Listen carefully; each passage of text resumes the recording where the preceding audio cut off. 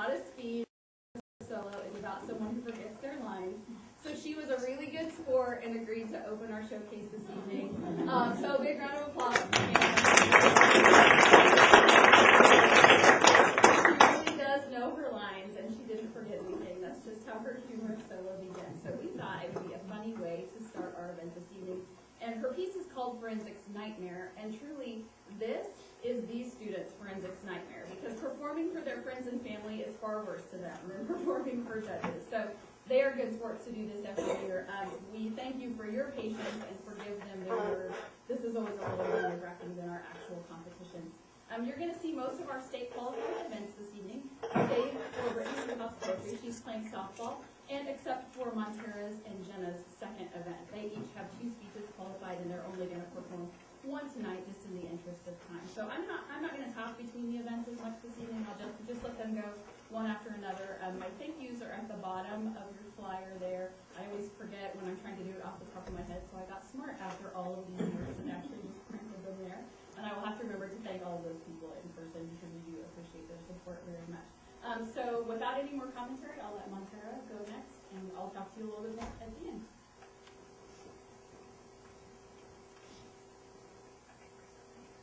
At the start of Christmas dinner, my aunt stood up and told us all to go ahead and shut off our phones until dessert was finished. I felt a little squeamish, but did what I was told. Then my youngest cousin started texting. So naturally, my 2 other cousins and I ratted him out. Instead of him getting in trouble and getting his phone taken away, all of us had our phones confiscated, even though the rest of us were following the rules. OMG. I was quite literally freaking out. I kept reaching into my pocket to check my phone and feeling lost and empty because I couldn't find it. That made me start to realize that my attachment to my phone is a little dramatic and ridiculous. After all, it's just an electronic device. But after doing a little research, I've come to find that for an increasingly large number of kids in my generation, cell phones have the same addictive properties as any drug like cigarettes or alcohol. Cell phones used to be something that were used to improve safety and communication, but now they seem to have replaced meaningful relationships and have become a big waste of time for their users. Now don't worry, this isn't your typical don't text and drive speech, which is one negative thing about cell phones I'm sure you've heard before. But rather, I'm going to investigate ways on how to tone down on technology and help us all sustain a more healthy relationship with our gadgets. Today, we will first cover some statistics about the average cell phone addict, the IDK, before I started to research for this speech. Then ASAP, we will look into how technology today, although intended for positive purposes, is actually hurting more than helping us. And finally, I'll TTYL about some strategies on how to overcome addiction. Before we can uncover the harmful effects, I first need to answer some FAQs about texting and the increased use of applications that will help explain our over-reliance on cell phones. First, it's important to understand that for kids in my generation, cell phones aren't just for talking anymore. Dan Hess, chief executive of Sprint Nextel, admits originally talking was the only cell phone application, but now it's less than half the traffic on the mobile networks. According to a press release from the International Telecommunications in 2010, over 6.1 trillion text messages were sent last year. That's triple the amount in 2007. Break that down further, and that means that 200,000 text messages were sent every second last year. According to Jessica Bennett, a writer for Newsweek magazine, the average teenager spends about 7 hours a day using technological devices, plus an additional hour just texting friends. Now, I don't know about you, but being an avid cell phone addict, I don't find these statistics at all surprising. In fact, after reading Bennett's article, I wondered how many text messages I sent out per month. So I texted my dad and asked. His response, around 9,500, plus this one, according to my phone. Secondly, iPhones, Blackberries, Droids, and other smartphones are putting to use the many applications, often just called apps, that can now be downloaded to a phone. These include apps for browsing the web, watching YouTube videos, playing games, listening to music, in addition to just regular emailing and texting. On top of that, you have the apps for Twitter, Skype, Facebook, and other new social media, and you have your hands and time full. Finally, despite the widespread use of cell phones, voice communication has actually not increased. According to an article published in the New York Times in May 2010, although almost 90% of households in the United States have cell phones, the growth in voice in minutes has actually stagnated. As a result, more and more households each year are disconnecting their landlines, finding them outdated, and favoring cell phones. While we all love our cell phones, and for some of us it's something we just can't leave the room without, we might want to step back and take a look at the negative effects that our little electronic pal is causing. Besides the amount of text speak that is entered into our speaking, LOL, terms such as ringxiety have entered our lingo, and many, including myself, suffer the symptoms. Ringxiety, defined by Paul McFreebury, who authors the website WordSpy, is mistaking any faint sound for the ringing of one's cell phone. According to the University of Florida, just the idea of shutting off one's phone for a short amount of time, like when driving a car, watching a movie, or in my case, at Christmas dinner, can trigger anxiety in a growing number of cell phone addicts. Often, cell phone addicts compulsively check their phones for text messages and notifications, says Lisa Merlot, an assistant professor at the University of Florida. But when cell phone overuse really becomes problematic for a lot of people is when they have underlying issues of depression or anxiety. Merlot explains that cell phones can exacerbate this condition or cause more symptoms to further manifest themselves. Perhaps more prevalent than the psychological harms are the detrimental social and interpersonal effects that cell phone overuse can really have on a person. MIT professor Sherry Turkle has observed that because of cell phones, we now communicate with people at a distance. We're using inanimate objects to convince ourselves that even when we're alone, we feel together. FYI, she also points out that when we are together, we constantly put ourselves in situations where we feel alone, always on our cell phones. When we rely on our cell phones to communicate, we develop relationships that extend only to the screen of our mobiles and have pseudo-techno connections in the place of something lasting or emotional. Now, when I think about my own generation, I can't help but wonder what kind of people we're going to turn out to be, having grown into adulthood with these dependencies. Once we have spouses and families, I worry about how this addiction will further manifest itself. Will I eventually be texting my own kids to tell them dinner is ready? Although the technology is too new for us to measure the impact into adulthood, I can only assume that our relationships and parenting will suffer as a result of these inferior social and interpersonal skills. Now that we've learned scary statistics and the harmful effects behind this increasingly common addiction, we must now look to some solutions to help us integrate our phones in a more healthy way. First, just like my aunt took away my phone on Christmas, parents can do the same, and maybe push it even further, setting boundaries like no phones during dinner or other designated family time. BTW, the mother of a teammate of mine, actually has her daughter put her phone on the kitchen counter by 9 p.m. This allows for Jenna to have some alone time to relax or do homework without the constant nagging beep of her phone. However, it can't always be up to the parents. Sometimes it has to be left up to the beholder.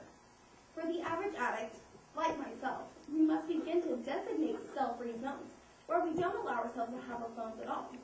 One such example, the bathroom.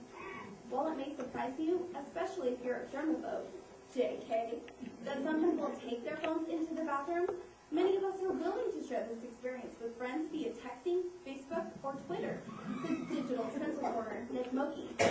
But that really is the only time and place we have to ourselves, says Moki, so we should commit to keeping that time and place private. Another thing we ourselves can do is limit the amount of text we send out every month by challenging ourselves to get rid of that beloved unlimited plan and downgrading to 500 or 1,000 or whatever a person feels absolutely necessary. That way, when it comes to overages, maybe you'll think twice before you send someone that pointless text message. And here's my challenge to you. If you too suffer with cell phone addiction, put your phone down for a little bit of time each day and have a real live conversation with a friend or family member. And more importantly, pass this information on, just as I am here sharing with you today. So it's been a few months since my initial revelation, and although I'm still a bit of an addict to Facebook, Twitter, and just my phone in general, I found myself to become more wary of the amount of time I log on, send a tweet, or a pointless text message, especially those annoying forwards I used to be such a big fan of. While I know I'm not alone in being an addict, I still feel that not enough of my generation knows about the harmful effects. So it's up to us to spread the knowledge. As reporter Josh Clark suggests, the next time you hear your phone ringing, but there's no one calling, you might want to step back and ponder the possibility that it's time for you to take a vacation, one where you leave your phone at home. While I know I might have trouble following these rehab guidelines, it's time to start promoting awareness of the addiction that won't stop growing. After all, toning down on technology is one message that deserves to be forwarded. Thank you.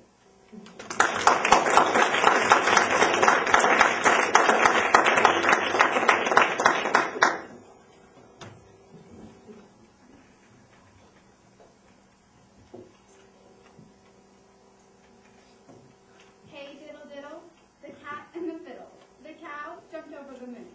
The little dog laughed to see such sport, and the dish ran away with the spoon. Popular poet John Seska is best known for putting an interesting spin on popular children's stories. In this poetry selection, he does that to one of the most familiar nursery rhymes of all, Hey Diddle Diddle. Please enjoy 13 Diddles by John Seska. Phone message. Beep! Hey Fiddle, this is Cat. Fiddle is over here, and we were thinking of going to see that band tonight. Cow over moon? Doc says they're pretty funny. Give us a call, or otherwise, I guess we'll just run over there with dish and spoon. Beep. Pig Latin. E-hey, it'll day, the at-hey and the it'll bay. The out-hey, shade over the moon-may. The it'll day, og-day, ass-laid. O-tay, east-day, ush-day, orch-bay. And the ish-day, an-ray, away, is-way, the oos-day. Grammar lesson. Noun.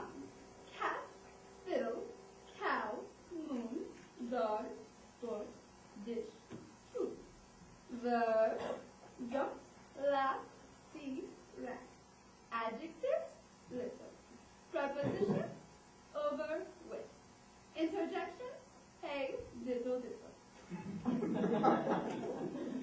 Email. You have got to check this out. A friend of mine got it from a friend of his who swears it works, and you'll get tons of free stuff. Go to www.catandfiddle.com. Click on either cow, jumping over moon, or dog, laughing. Forward this email to 10 friends, and good luck will come your way. One person who received this message and didn't forward it came home and found all of his dishes and spoons gone. Online store. Hey, loiter, the sweetster, and the strawberries. The pepper jumped over the heavenly body. The blue snicker to see such festivity, and the container eloped with the little. Urban legend. This guy is walking down the street one night when he passes this alley and he hears someone playing beautiful music. It sounds amazing, and even more amazing is a cat playing a fiddle.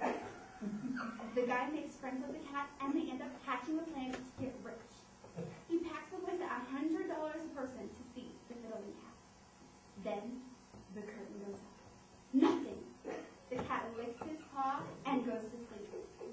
Then he disappears. The guy finally makes it back to his apartment. Then he's freaked out even more because there's his dog sitting on the couch watching Monday Night Football and laughing. Now I'm really losing it, says the guy. First, the fiddling cat picks me out. Now my dog is laughing at TV football.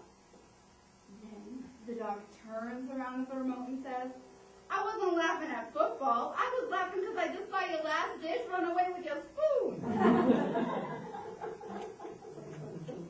Limerick. A fiddling cat from Rangoon once shot a cow over the moon. Dog laughed. How'd he do it? Said dish, nothing to it. Cold paws on the udder at his spoon. Horoscope. Leo.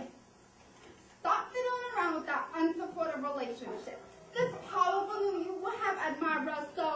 lightning, and enemies cower as we jump over the negative influences of the full moon early on the 7th. Show the world you can dish it out, and love and happiness will surely be yours on a silver spoon. Math assignment. In plus 7. Replace each noun with the 7th word following it in the dictionary. Hey, diesel, diesel. The catalpa and the feet. The cow jumps over the moor. The little rockfish laughs to see some sportswear. And the fisherman ran away with the spur on. Definition. Hay, to waste time, to waste time. The domesticated animal and the stringed instrument. The bovine and the beast rose off the ground over the natural satellite of the earth. The small mammal made the sounds and movements usual in expressing amusement. And the shallow-bottomed container went away with the utensil for lifting food to your mouth. Haiku. Catch the scowl of a moon. Run, this spoon. Book report. In Hey, Diddle Diddle, the author attempts to show the scenes that life can be amusing, or that sometimes you have to run away from it. Oh. The cat represents curiosity. The cow is a symbol of feminine nature. The moon is a symbol of motherhood. So when the dog sees all of this, he laughs, because this can be what the nature of life is. In conclusion, Hey, Diddle Diddle powerfully shows the scenes of what can happen in life symbolically sometimes. Thank you.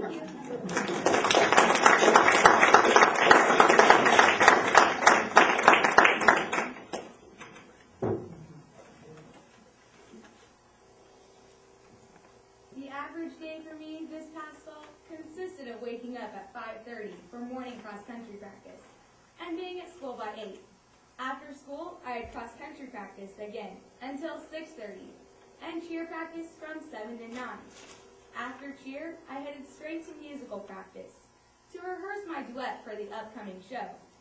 Needless to say, when I got home at 10, I was exhausted, but my day was far from over. I still had as many as 8 classes worth of homework that needed to be completed. As complicated as my weeks were, my weekends were even busier. Since I'm a football cheerleader, getting home around 12 after an away game on Friday night was normal, and waking up at around 6 the next morning for a debate tournament was also regular for me. After debate on Saturdays, it was time to go out and do my cross-country workout for the day. As crazy as this all may sound, it's the truth. I'm dedicated to every activity I do, especially cross-country, because it's my passion and it's extremely competitive, and there are no days off. As I started thinking about my hectic life, I wondered why I always put so much pressure on myself to be in every activity and to always be active. So as I started thinking and researching, I discovered that maybe it's because our society sets too high of a standard and pressures our teenage girls now more than ever before. I discovered the term Supergirl, introduced by author Liz Funk, which describes a girl who goes out of her way to be better than everyone else because the pressure she feels is on her. While being successful is good, overachieving has several shocking consequences. In my speech today, I'm first going to go over the difference between my generation and past generations in the way teenage girls are regarded. Next, I will reveal the startling statistics that go along with the Supergirl epidemic.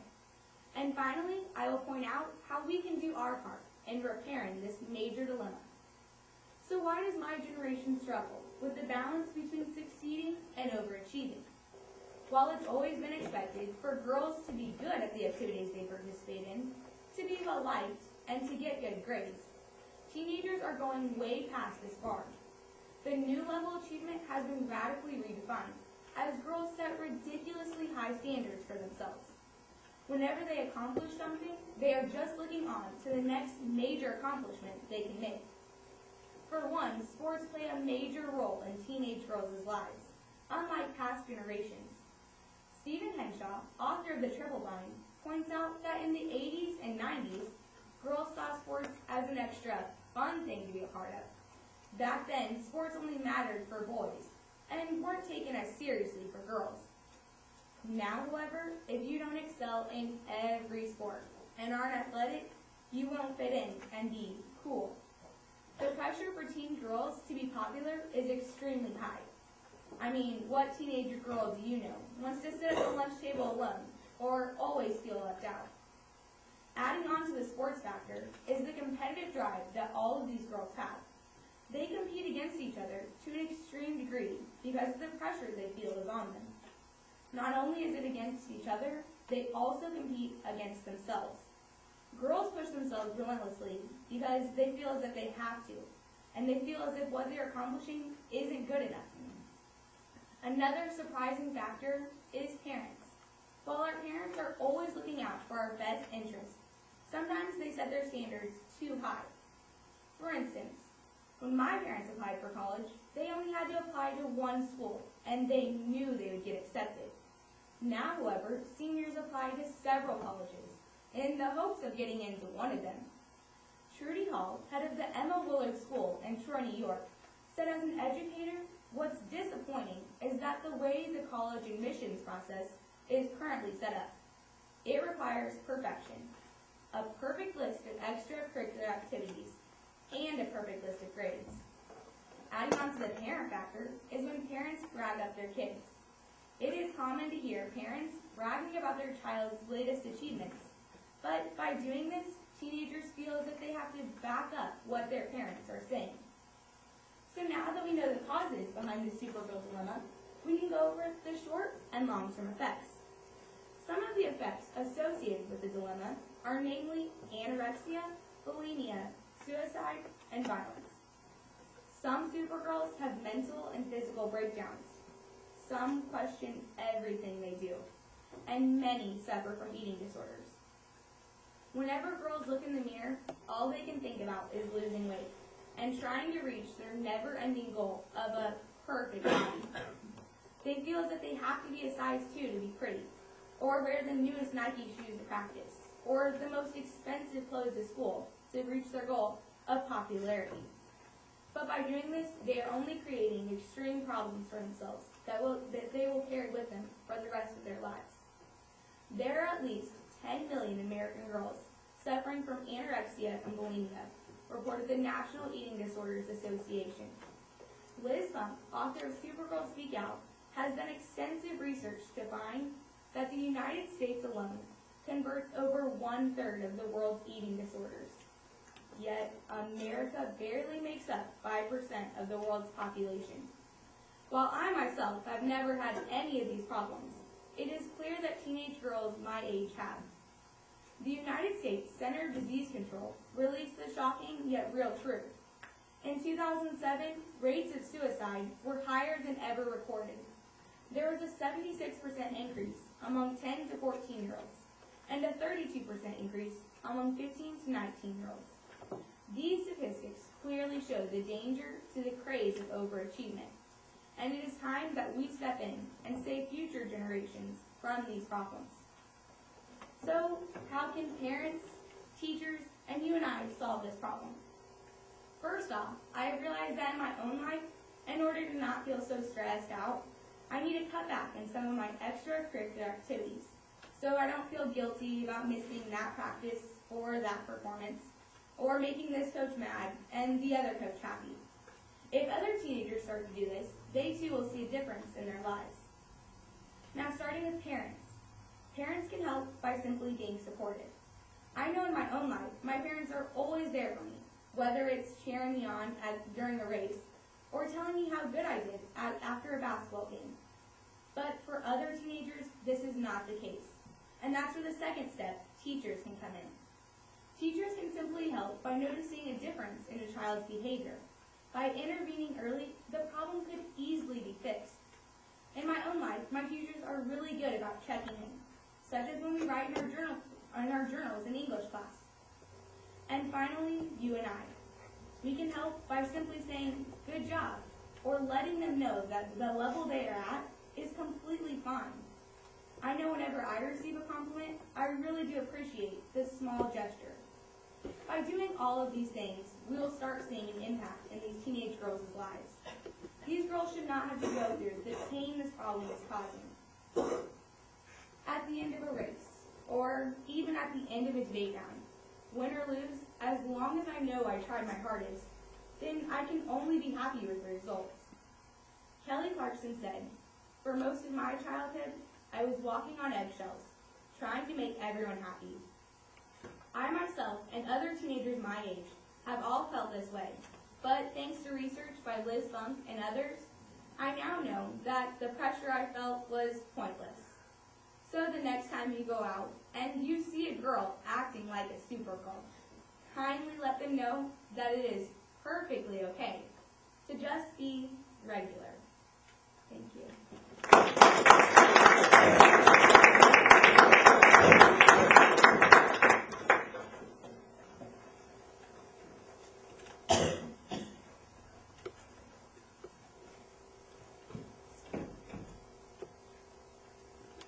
As a little girl, I had red, frizzy hair. Lots of it. In fact, some used to joke that I was a ringer for Annie.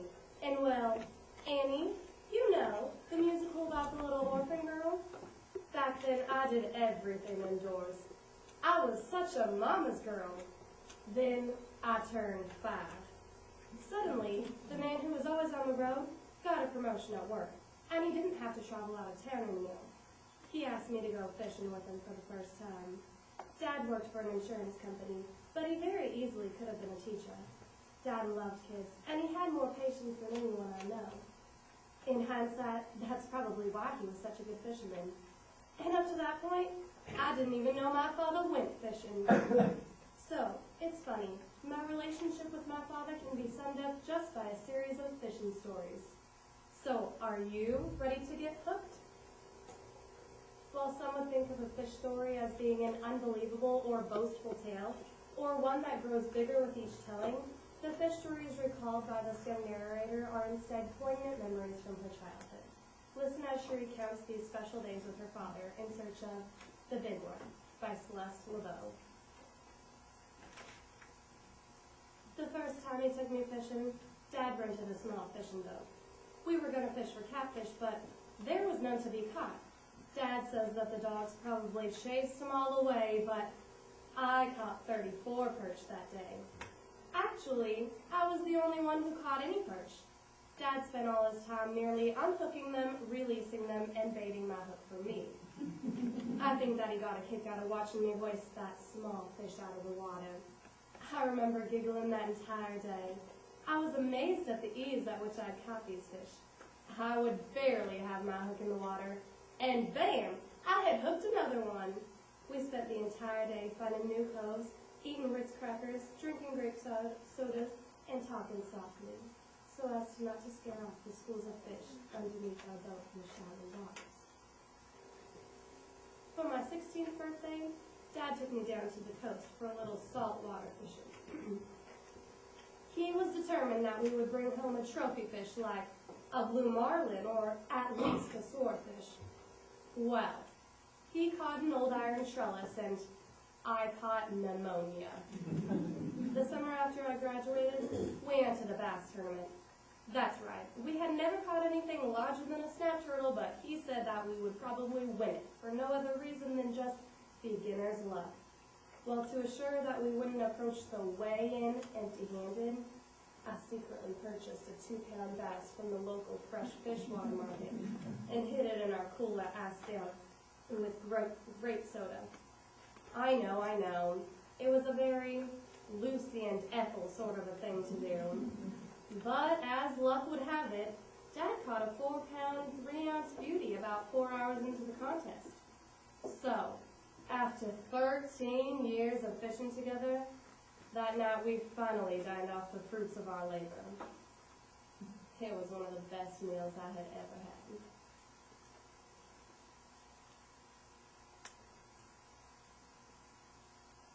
My mother died later that year.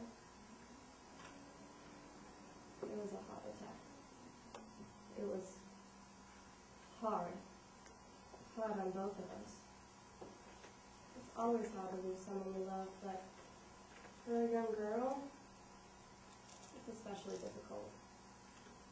About a month after the funeral, Dad took some of the life insurance money and bought a speedboat. He named it Deborah, after my mom. And he started taking me out fishing almost every weekend. It was our special alone time. But our return to the lakes yielded very little rewards. I think that we probably scared the fish away with our fits of tears, but over time we would just spend hours not saying anything. We would just sit in our assigned seats, hooks in water, bait ready, and wait for the big one. Dad would always say that if we waited long enough, we were bound to catch the big one someday. So we waited. Dozens of lost lures, buckets of worm, and can upon can of deviled ham later, we still had not caught the big one. We hadn't even seen the big one splash above the water's surface, and I would have settled about something the size of Nemo at that point. Despite the fact that we caught nothing, except the occasional buried tire, Dad would always end our trips by saying, "It was a good day." And he was right. It was a good day. So when Dad died of colon cancer 2 years ago, I had the funeral director place a small plastic pouch inside the coat pocket of his suit, along with a note. A note saying, "Thanks for all the good days, Dad. I love you." Dad taught me many lessons on our fishing trips. They are lessons that I carry with me to this day. Now, I may not look like Annie anymore, but I certainly know how she felt. You know, being an orphan and all. Sometimes I think the only thing sadder than not knowing who your parents are is knowing who they were. And knowing that you will never see them again. At least not in this lifetime. So I just got back from the tackle and bait shop. You know, the one over at Mammoth Spruce Street. I only bought the necessities. A bucket of minnows, a can of deviled ham, a box of Ritz crackers, and a 6-pack of grape soda. I haven't been fishing since Dad passed away, but I'm going tomorrow morning. I leave 5:30 sharp. It will be the first time I take my 5-year-old son out on the Deborah.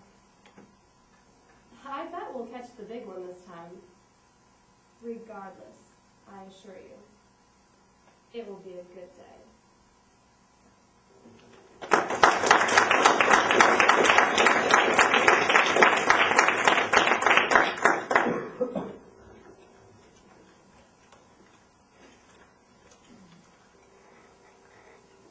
Fortunately or unfortunately, my mom has recently been elected to our local school board. People expect a lot of answers from her, and sometimes even me. I've learned that people really like to complain as well, especially in the midst of widespread school budget cuts. While trying to concentrate in my Spanish class one day, the hot afternoon air began to bother my surrounding classmates.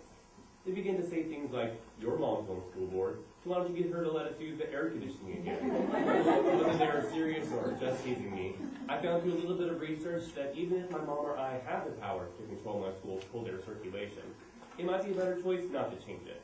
According to Stan Cox, author of the groundbreaking book, air conditioning, in the usual sense, is a system that uses compressor-driven refrigeration to cool and, if necessary, dehumidify indoor air. It has been keeping us cool and comfortable at home, the workplace, and in our cars for many years, and is a core part of our lifestyle. But today, air conditioning takes a record high 20% of U.S. home electricity consumption, and energy used to condition the air in retail stores has risen by 2/3. What many don't realize are the environmental, health-related, and economic consequences to our rapidly increasing addiction to air conditioning. To begin to understand, we must first learn what's happening today and why. Next, I'll explain to you how this modern solution to a hot climate brings along with it many heated problems. And finally, we'll examine ways in which we can cool down this growing danger so that it can be better regulated while we continue to beat the heat. In America, air conditioning is a fact of life, and its power has embedded itself into our culture more than most probably recognize. The AC has allowed humans to live in the most dreadfully hot climates, and by building it into our concrete jungles, the tool has evolved into an essential technology. During an episode of That 70s Show, in a depicted setting somewhere between 20 and 30 years after residential AC use expanded drastically, a character remarked that because they installed a brand new air conditioner in their attached garage, they were able to travel from their house to their garage into their AC-equipped vehicle without ever being exposed to heat. While this concept was told by a fictional character, it struck me as funny because, as Americans, we can all relate to it. But in India, where many temperatures exceed 120 degrees, only 1 to 2% of houses actually have air conditioning. Cox, a Kansan who lived and worked in the 1980s and 90s in India, says in his book that the residents he met there rarely talk about the heat because they're simply used to it. Why then in America, where a cooler climate exists, do we appear to be much more reliant on an artificial indoor climate? Many experts agree on two ideas. Those who have the technology have the tendency to use it, and that is taken for granted. Through interpreting these rising numbers conducted by various studies, we can assume that many, particularly Americans, feel that they must always be comfortable, even if kicking on the AC isn't necessary. The amount of electricity used just for air conditioning in the United States is the same amount consumed for all purposes in Africa, a continent with 3 times the population of the U.S. And it's not just our use here at home. 6 out of every 7 gallons of diesel fuel American forces haul to Iraq and Afghanistan are used to power air conditioning.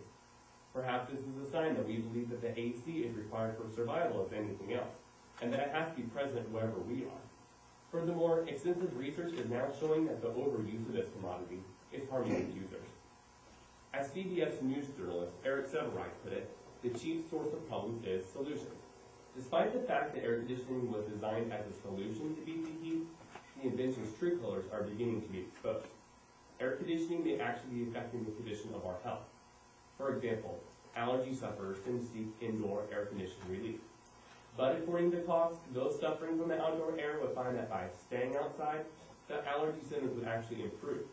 This is because air conditioning not only affects the ability for humans to adapt to the outdoor environment, but it influences the rate of infection and sensitivity to heat as well. For one, according to epidemiologist David Strachan, the immune systems of allergy and asthma patients have been disoriented because of limited amount of childhood exposure to tiny harmless organisms, such as bacteria, fungi, and especially nematodes, which produce molecules that keep the immune system calm. But indoors, bacteria and protozoa thrive in moist climates created by cooling systems. This danger has been documented in air cooling units, cooling coils, and drip fans within office buildings. And with that microbial contamination, comes reported outbreaks of rhinitis, humidifier fever, asthma, hypersensitivity pneumonitis, and cognac fever. And the 2006 Japanese study suggests that weeks of exposure to the AC can delay the daily release of cortisol until 10 a.m. or later, leaving many people who are in and out of different temperatures during the summer tired, stressed, and not their best in the mornings. But the health of the consumer isn't the only thing in danger. In the U.S. alone, greenhouse emissions have doubled in just over a decade. Many climatologists point out that greenhouse gases and resulting ozone deterioration increased rapidly once AC use became prevalent. And in a world that has the desire to become more green and eco-friendly, many aren't so cool with the idea. According to the U.S. Energy Information Administration in 2009, improved efficiency in all types of electrical appliances today are suffering a setback by increasing AC use. What this means for us is that we will never be able to accrue the benefits of energy efficient this or energy efficient that until we better regulate our cooling systems. So now that we've begun to understand how the AC has proven its damaging effects time and again, we can begin to examine ways in which we can help the situation. Some U.S. utility companies in states like California have entertained the idea of using a progressive price incentive. So as the energy consumed by a household surpasses a certain amount, the price per kilowatt hour would increase. This would be an effective way to lighten the amount of energy used for the AC in the United States, and other states should be encouraged to consider this solution as well. When it comes to school, well, As I pointed out earlier, it's probably better if we're not using much of their ventilation system anyway. Vehicles use the most energy when they are running, but not being operated. So just by tapering back on how long we leave our cars cool air on full blast, we begin to leave behind bad habits. But what it really comes down to is home consumption. And because this is one of the simplest forms of AC use, the methods used to fix this problem are just as simple. It's not an easy thing to warm up to, but cutting back on it in a straightforward manner will be beneficial. In my home, there are limits to the indoor temperature that accompany different times of the day. If this limit has already been created in a household, it would be even more wise to alter and carefully examine it, and not be set as if we must always be comfortable at any given time. Furthermore, you don't even have to turn down the dial to save energy and money. The most efficient cooling comes from keeping the air still. Therefore, by turning off fans that are sometimes used in addition to running the AC, you'll help your own energy load. It's because ceiling fans cancel out energy savings by bringing down hot air into a room. The solutions are so simple, and the benefits are too numerous to ignore. So, it's been a while since the day when my classmates complained to me about the lack of cool air, but it has not fazed me, considering I now know that by avoiding the use of the AC, not only will money and the environment be spared, but our health as well. Whether or not you believe the validity of these recent studies, we can all agree that we could use a little less in today's world. And although I'm not proposing for you to completely rid yourself of the air conditioner, tapering back is a concept that is neither new nor hard to make a habit of. We should at least become more aware of the possible downsides and dangers that accompany everyday use of modern technology we have all come to accept graciously into our lives. And the next time someone's telling you that air conditioning is the greatest invention ever conceived, you know they're just blowing hot air.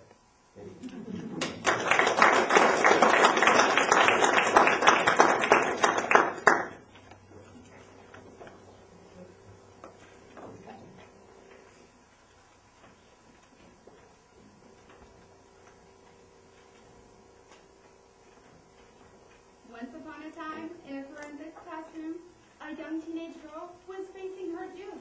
The perfect solo just couldn't be found, though the girl and her coach had looked round and round. What about this? Her coach said with a sigh. It's perfect, the girl cried, twinkle in eye. 6 fairy tale girls stepping out of a book? Each part is so funny. Really, just look.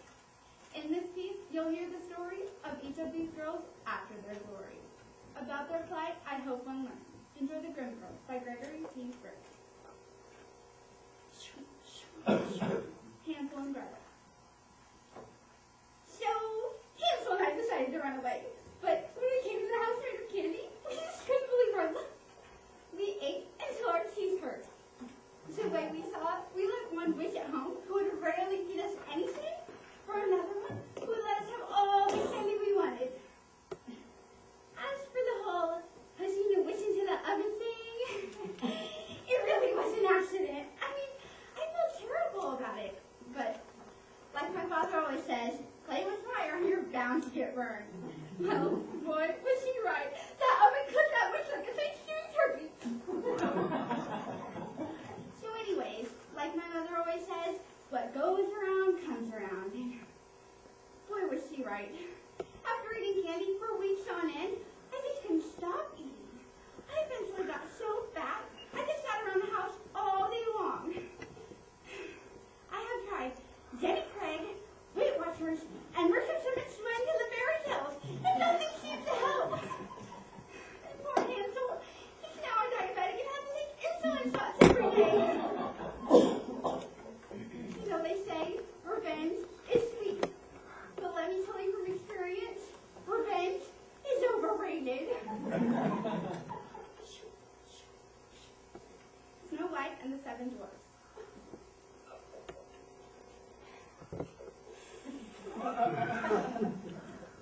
I am not a prejudiced person, but after living with 7 dwarfs for 6 months, I can't stand short people. The messes those men can make. It was like living with 7 small children. I mean, it's not like I've been an ad in the Fairy Tale Times or something. You know, beautiful single woman thinks multiple roommates to be at their every beck and call. Until the prince rescued me, the only normal-sized person I saw was an elderly woman trying to sell me apples and lips. And honestly, to this day, I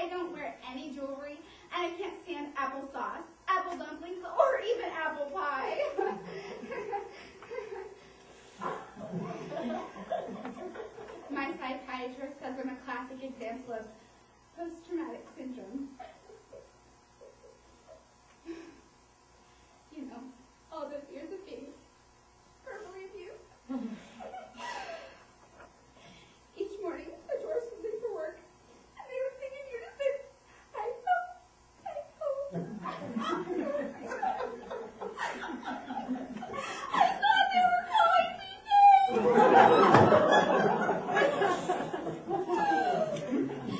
Every year, my principal has retracted forced me into going to the circus with him. But I just can't do it. I think I have a fear of short people now. And for that reason alone, I think I forever shall remain childless.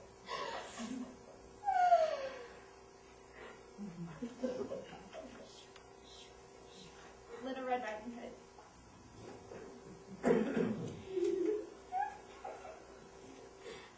I used to love to take my horse to the forest. But now he never sees my house. I have become agoraphobic. My grandmother and mother, they tell me, you're too young to be moving.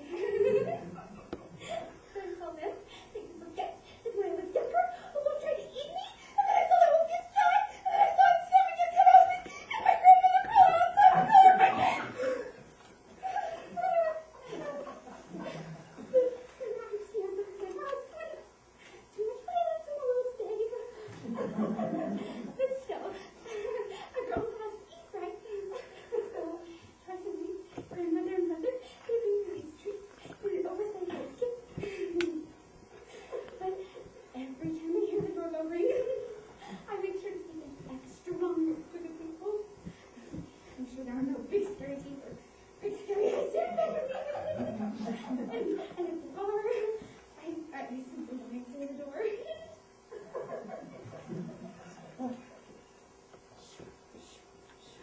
Cinderella.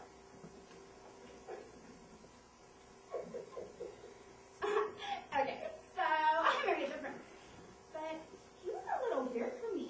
He had this fixation with feet. I mean, I'm a girl and everything, and I love shoes, but I think my fairy godmother could have been a little more practical. I mean, glass slipper? Come on! I could have been seriously injured! I could have cut my foot. So, that, coupled with the fact that the prince just wanted a permanent foot model around his house all the time, I just couldn't do it. I had to leave them. So, obviously, I couldn't go back to my evil stepsisters or my wicked stepmother. So, what was a girl to do who is repulsed by glassware and is trying to find her place in the world?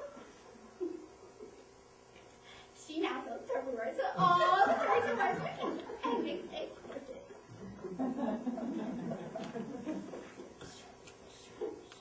Rapunzel. You could not believe how many shampoo companies wanted me to be their spokesmodel. I mean, it's like I'm the only girl in the world who has long hair. But I just couldn't do it. I am shy. You would be too if you spent all of your formative years locked in a tower. I mean, of course the prince rescued me and everything, but I just wanted to do something on my own. I wanted to make a difference. I wanted to get a job. But my wonderful husband, he wouldn't hear of his beautiful wife working for somebody else. So, he bought me my own business. That's right, I am now an entrepreneur. So, next time you're in town, stop in and say hello at Rapunzel's Red Hair Salon at the Fairy Tale Mall. What can I say? Hair is one of my passions. Goldilocks.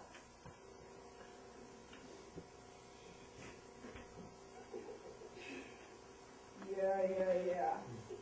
I've heard it a million times. Goldilocks is the little blonde girl who broke into the Three Bears' house. Goldilocks ate their food. Goldilocks broke their furniture. Goldilocks messed up their beds. Think you know all there is to know. You know what I gotta say to that? Get a life.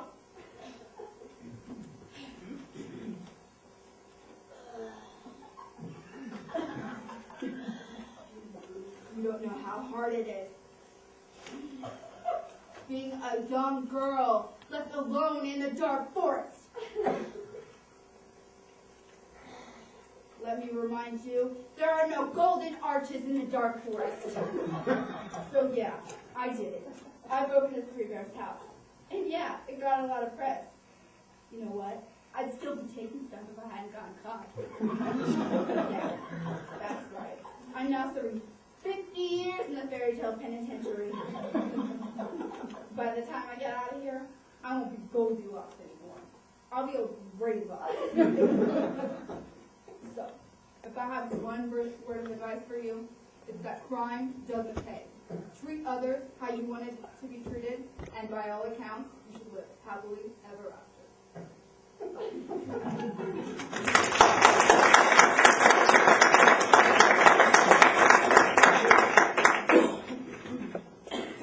you so much for joining us this evening. I hope you've enjoyed the performances. These kids are all working hard to get ready for state on May 7th, and we appreciate your support and your attendance this evening. We're going to finish with one final performance from Connor and Hannah.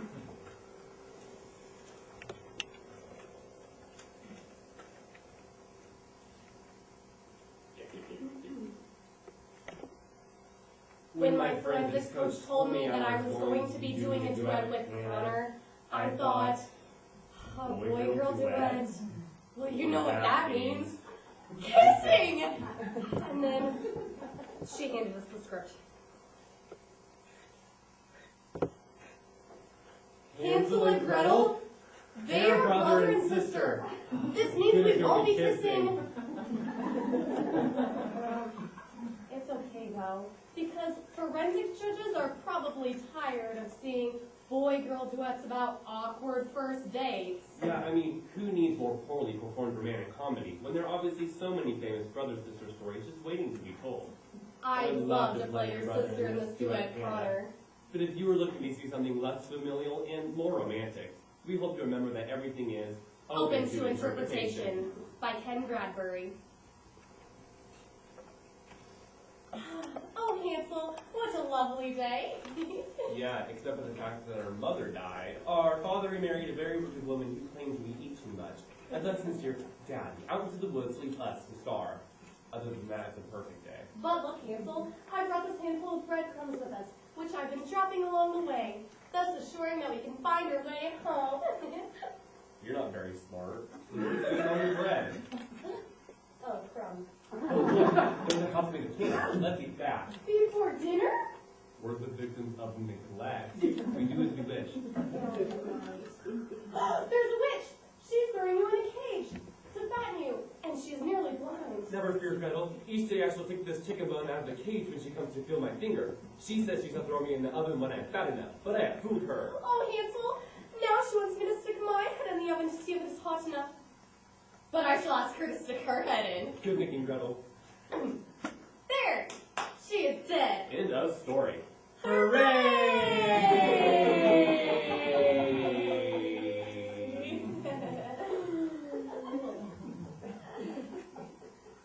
But since it's also a rather dull story, And since we're like 5 minutes away from our time in this room, let us suppose this untidy little tale was a murder mystery. Hansel and Gretel, take 2. Dum da dum dum. Dum da dum dum dum. It was a cool Friday in the forest. All the day watch out of homicide division. My name is Hansel. I'm a cop. Name? Gretel, Who's that? Dead a Rob. witch. Witch? Witch. Great. How'd she die? Oh, I killed her. With what? In oven. You hit her with an oven? No, I shoved it in. Like I said. Great. I live in 934. That's the 3rd wrist cooking I've had this week. Hey! This ain't no copycat crime, officer. It was my own idea. She just liked it. Most witches do. Got any witnesses? Yeah, my brother Hansel over there. The one holding the chicken bone. You do that often? Sort of a hobby. I'm gonna have to take you down to the station. Whatever you say. Oh, and are these breadcrumbs yours? We found them in the forest. But how would have Shakespeare dealt with this? Hansel and Gretel, take 3. Hansel, Hansel, my dear Hansel, Why, for art thou so downcast? Oh, Gretel, dearest of sisters, 'tis a wicked wish that happened to me. Look, even now she doth come to check my finger. Oh, most wretched of women, oh, I shall give thee more than double thy toil and trouble. Oh, thou Oh, mouse! stop it! She wants to cook me! Even now she bends over to check her cauldron. Listen to it boil, Gretel. Do not ask for room it boils. It boils for me! Oh! Quick, do the deed now, once you turn it foot away a bit. Too sharp, or not too sharp? That is the question. Shove thou, please shovest. Whether 'tis nobler in the mind to suffer the gripes and groans of yon whining brother. Or shovest thou, quick, for even now she turns to... Hansel, wherefore art thou, Hansel? A roast by an younger man would burn as quickly. Gretel! Conjure I this wicked deed. For what better stop him I than her, if into the oven thither she goeth? Gretel, I'm burning! Burn, burn, my conscience burns with thoughts so grieved and maddened. To push, to pull, and alas, to shove. I'm dead. All's well that ends well. Alas, poor Hansel, I knew him well. Now lieth he as still as ash and blonde. Unsatisfying to say the least. But, what about vaudeville? Hansel and Gretel, take 4. Oh, that wish is mean. How mean is she? You kick her in the heart, you break her toe. That's mean. That's mean. She once needed a warlock with a wooden leg. What She happened? got mad and broke it off. That's mean. That's mean and ugly. When she was born, her father went down to the zoo and threw rocks at the store. What happened? That's ugly. At least she's not two-faced. Yeah, that's ugly. Yeah, she had a tooth. Think she used that one? No, because that's ugly. I was like, hey, is that your face? Did you block a kick? That's ugly. And it's rather tedious, don't you think? Yeah, quite. I mean, English drawing room comedy would be much more suitable. Hansel and Gretel take 5. Good idea. Yes, Hansel. I do hate to be a bother, but could you give the old witchy clue the old shove out? I beg your pardon? I know it's rather dreary and all, considering the heat, but perhaps if you could just nudge her bit till the old hot box egg. Oh, you're always the clever one, aren't you, Hansel? Here, how about a spot of tea before we do the dirty deed? Dashing! I say, Gretel, the old cow seems to be moving me toward the rotisserie. But didn't the convenience, don't you think? Dash it all, Hansel. You've spilled your tea. Oh dear, Mummy won't be happy. I say it's beginning to warm up, but... Should I open a window? Oh, don't try yourself, Gretel. It'll be open in a minute. I don't suppose you could spare a moment? Something the matter? A trifle, but could you pull yourself away from your compass just a moment? I seem to be roasting. Oh, sorry. No, my problem. Bit of a mess, I'm afraid. Ashes to ashes. Too late now. Say goodbye to your daddy, won't you?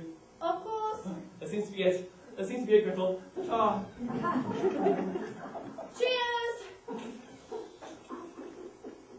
Unlimited possibilities.